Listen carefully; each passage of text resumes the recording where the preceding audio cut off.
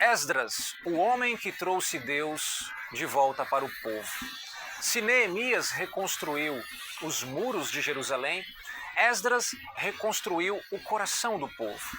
Porque não adianta ter uma cidade segura se as pessoas dentro dela estão perdidas.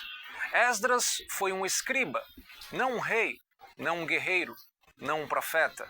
Ele era um homem das Escrituras, alguém que sabia que antes de mudar um povo por fora, é preciso mudar por dentro. E a grande missão da sua vida foi essa: fazer Israel lembrar de quem era. O exílio havia acabado, mas a confusão continuava. Depois de 70 anos de exílio na Babilônia, os judeus finalmente começavam a voltar para Jerusalém. Mas quem achou que isso seria um final feliz se enganou. A cidade estava destruída, o templo em ruínas e o povo desorientado. Eles tinham voltado fisicamente, mas espiritualmente ainda estavam longe de Deus. E é aí que entra Esdras, o líder que veio na hora certa. Esdras estava vivendo na Pérsia, estudando e ensinando a lei de Deus.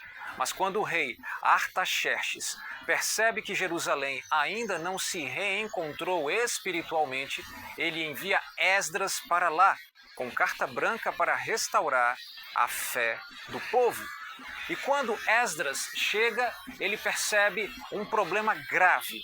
O povo tinha começado a se misturar com as nações vizinhas e esquecer suas próprias raízes espirituais. Ou seja, tinham voltado para casa, mas sem o coração no lugar certo.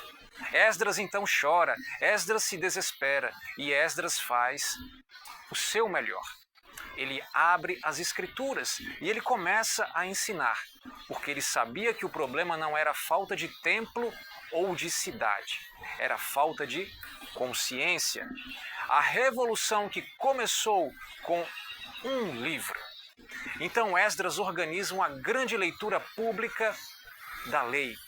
O povo ouve e começa a chorar, porque percebem o quanto estavam longe de Deus. E ali acontece algo poderoso, um arrependimento coletivo. Eles se levantam, fazem um compromisso de mudar e decidem recomeçar da maneira certa. Ou seja, a verdadeira reconstrução de Jerusalém não foi feita de tijolos, foi feita de palavras. O que Esdras nos ensina, irmãos? Esdras prova que um livro pode mudar uma história, que a maior ruína de um povo não é a falta de muros, mas a falta de propósito. E que muitas vezes voltar para casa não significa voltar para si mesmo.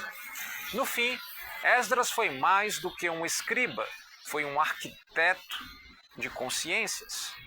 Porque não há restauração exterior que dure se o coração continuar em pedaços.